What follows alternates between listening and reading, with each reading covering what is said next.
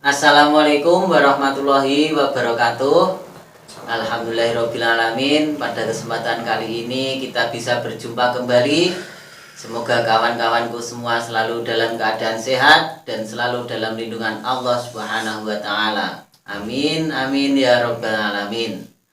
Baik kawan-kawanku, kali ini saya tidak sendiri lagi, yaitu di samping saya sudah ada Mas Jainal dan juga Mas Rory.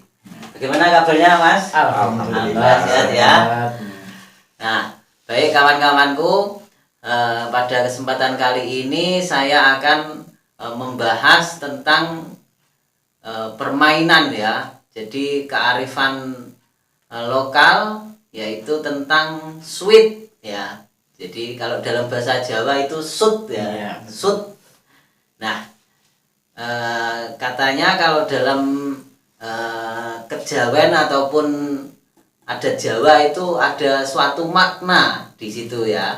Nah, nanti kita akan bertanya tentang bagaimana sih maknanya sweet itu atau sut itu dalam pandangan Jawa dan juga Islam begitu ya. Nah, kalau Mas Jainal sama Mas Rory ini tahu ya sut itu ya. Alhamdulillah kita masih menemui ya. Menemui ya. Yang seperti itu. Contoh gimana? Seperti gimana? Gini Mas ya. Waktu saya masih kecil itu ya biasalah kumpul dengan teman-teman. Ya salah satunya budaya yaitu sweet. Untuk kita memilih siapa yang seperti Jadi kita kalau mau kita mau bermain kita sweet dulu ya. itu. Menentukan pemenang. Menentukan pemenangnya itu. Dan yang digunakan itu kan dari tangan kita. Iya, seperti bagian jari ini ya. Jari itu. Metal itu bukan metal. Itu. Terus Gimana, itu Mas? saya cuman sepengetahuan saya itu arti dari yang digunakan seperti jempol Iya. itu berarti gajah itu Ya. waktu itu saya terus telunjuk Tunjuk. itu artinya manusia terus kelingking atau jentian Ya. itu artinya semut. Semut ya. Terus mengenai kalah dan menangnya itu kan antara jempol, telunjuk sama kelingking. Nah, itu yang nggak masuk akal ya. Ya mungkin pemikiran Mas Jainal bagaimana Ya. nanti dibicarakan. Terus bagaimana Mas kok jempol itu bisa menang sama apa? Gini Mas ya. Telunjuk itu. Seperti jempol itu kalau dengan telunjuk diadu dengan telunjuk seperti lawan kita. Contoh seperti apa? Srit Nah, ini ya. ya. Itu yang menang Jempol. jempol atau jempol ya. Jempol. Terus srit lagi seret ini yang menang saya Ya. telunjuk. Ya. Terus Telunjuk srit sama lagi kelingking yang menang yang ini. telunjuk. Nah, itu yang menang Mas Jainal. Oh iya. Itu pengetahuan saya dulu, artinya itu kenapa kok jempol kalah dengan kelingking? Ya. Nah, seperti Ya. gajah kok kalah dengan Semut. semut. Kalau mikirnya dulu ngomong-ngomong sama teman itu, yuk jelas kalah loh. Yo ora kalah sing anu. Nah, itu terus kesimpulannya ya kalah gajahe. Seumpama semute munggah ning kuping utawa ning tralene kaya irung kuwi, wingko lek ngureki kan bingung. Oh iya. Apalagi Jadi semut gajah. gatal ya. Semut gatal. Itu kan nggak bisa. Bisa ngureki. ngureki kalau masuk kuping gitu ya. Kalau kelingking dengan telunjuk itu tadi kan Iya. semut dengan manusia. Nah, Iya. manusia kita kan bisa Bisa segalanya aja toh. ya. Seperti semut mulai wong kok masuk di telinga, masih nempel di pipi saja udah dicites. Oh iya. Masuk. Ya. Terus kalau Manusia dengan manusia gajah. dengan gajah Iya. seperti telunjuk dengan jempol itu Menang gajah. menang gajah. Kok bisa? Soalnya bagaimanapun manusia kalau sudah diserang gajah, apalagi kalau sudah diinjak kan tidak bisa berkutik Mas. Oh iya. Kekuatannya berbeda ya. Beda jauh Mas. Oh iya. Mungkin Jadi kita kalah manusia ya. sama dengan kaki sebelah tok itu. Beratnya itu. Iya. Itu menurut ya pengetahuan saya sebagai orang awam lah.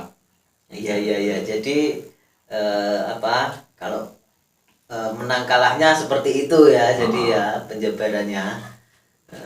Ya itu sesuai dengan pengalaman waktu dulu masih kecil ya. Iya iya.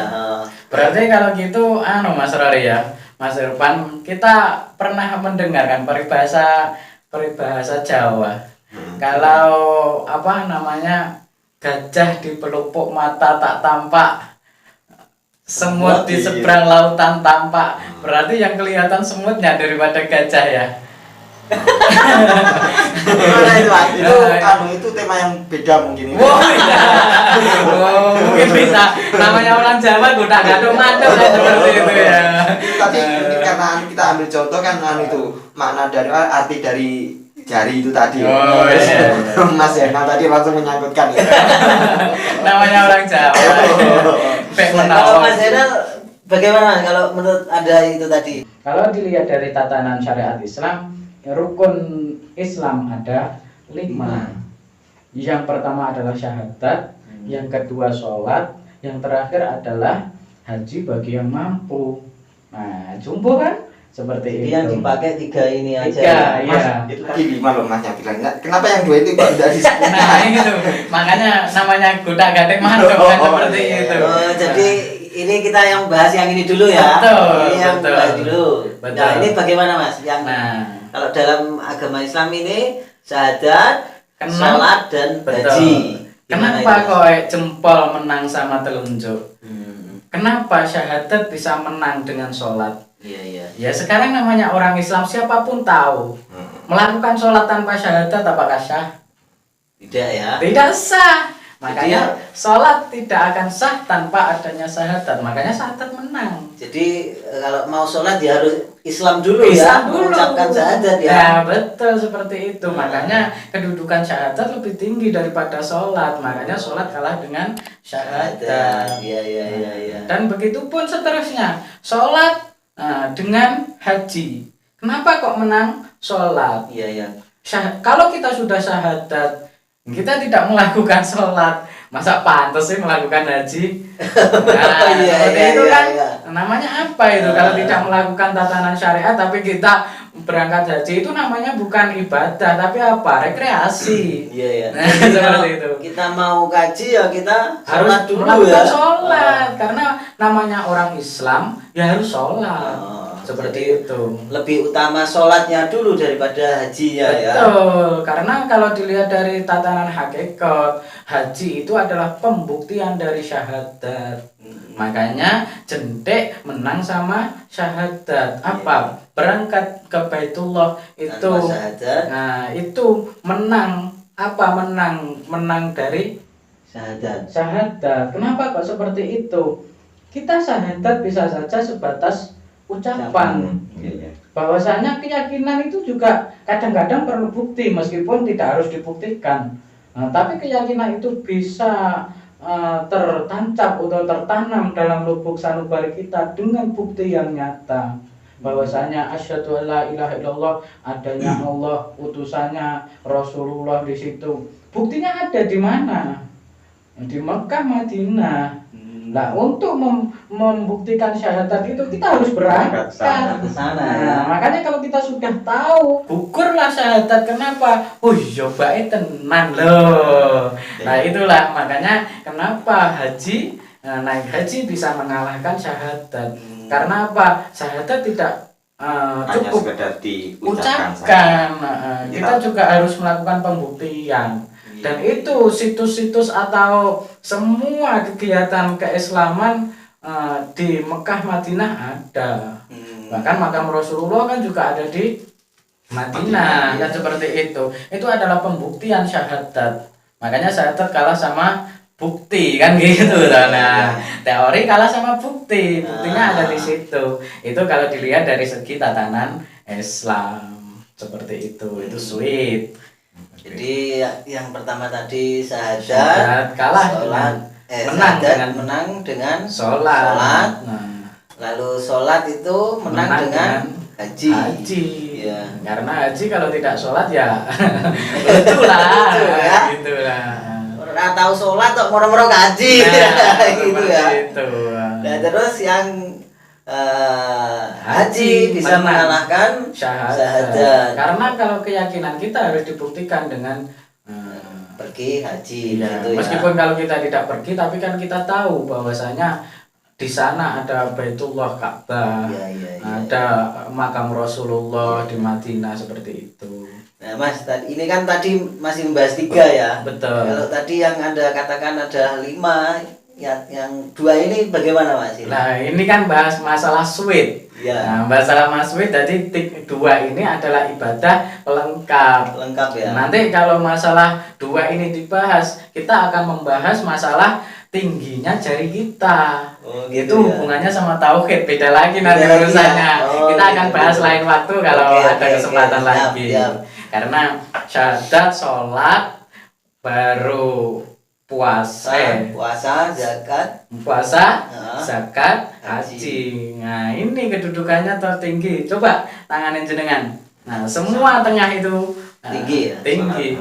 Puasa ya yang tertinggi seperti itu. Nanti ada keterangannya. Oke. Nanti kita akan membahas lain waktu ya Mas ya. Cuma kadang sekarang itu zaman modern itu budaya kearifan lokal seperti itu sudah mulai punah. Sekarang sudah ya seperti anak Mas. kecil aja Anak-anak kecil itu masih sudah kalah dengan gadget. Iya.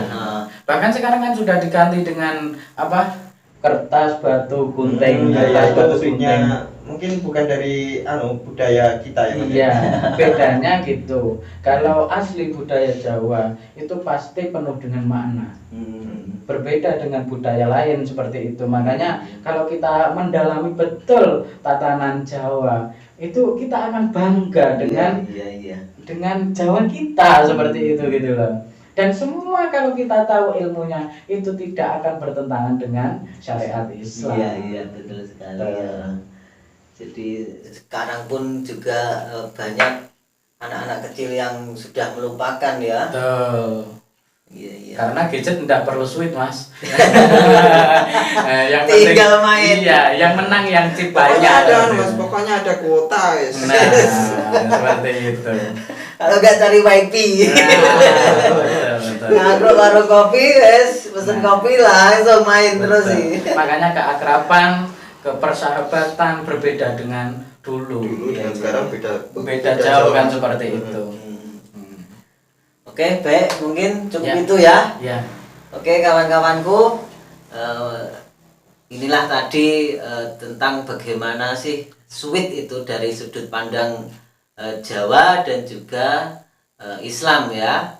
Jadi kalau dalam kejawen atau tatanan Jawa itu sweet itu seperti yaitu gajah, manusia dan semut. Nah, terus kalau dalam Islam itu diibaratkan yaitu sebagai jempol itu syahadat, lalu sholat dan haji. Jadi seperti itu ya dari sudut pandang Jawa dan agama. Baik, mungkin cukup itu saja. Ada kurang lebihnya saya mohon maaf. Akhirul kalam. Wassalamualaikum warahmatullahi wabarakatuh. Waalaikumsalam warahmatullahi wabarakatuh.